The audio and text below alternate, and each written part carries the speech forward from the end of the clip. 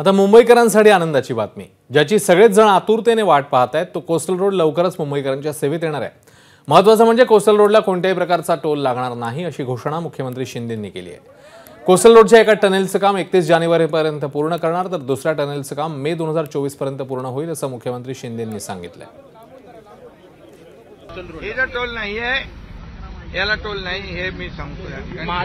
आणि दुसरी गोष्ट, तो पण जो आता MTHLचा आहे 500 रुपये टोल सुचवला होता, पण सरकारने ते 250 रुपये केलेले आहेत। लोकांना मोठा दिलासा दिलेला आहे। त्याच्या जवळपास 600 ते 700 रुपयाची बचत आहे MTHL मध्ये।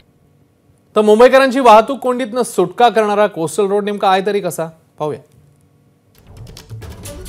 महत्वाकांक्षी कोस्टल रोड 29.2 किलोमीटर आहे। सागर किनाऱ्याने दक्षिण उत्तर दिशेला जोडणारा हा रोड आहे।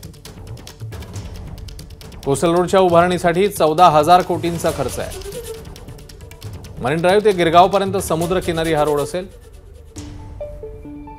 तर गिरगाव पासून मलबार हिल पर्यंत जमिनी खालून हा मार्ग काढण्यात येणार आहे। हाजी अली ते वरळी पर्यंत समुद्र किनाऱ्या मार्गे हा रोड जाईल आणि वरळी सिलिंकला जोडून पुढे तो बांद्र्यापर्यंत प्रवास करता येणार आहे। बांद्रा ते वर्सोवा बोरिवली सागरी सेतूला जोडण्याचाही प्रस्ताव आहे, तर रस्त्यांच्या अदलाबदल होण्याच्या ठिकाणी कनेक्टर जंक्शन्स असतील। 8 मार्गिकांना लागूनच पादचारी मार्गही असेल। कोस्टल रोड लगत पार्किंग आणि गार्डनही उभारण्यात येणार आहे। एबीपी माझा, उघडा डोळे बघा नीट।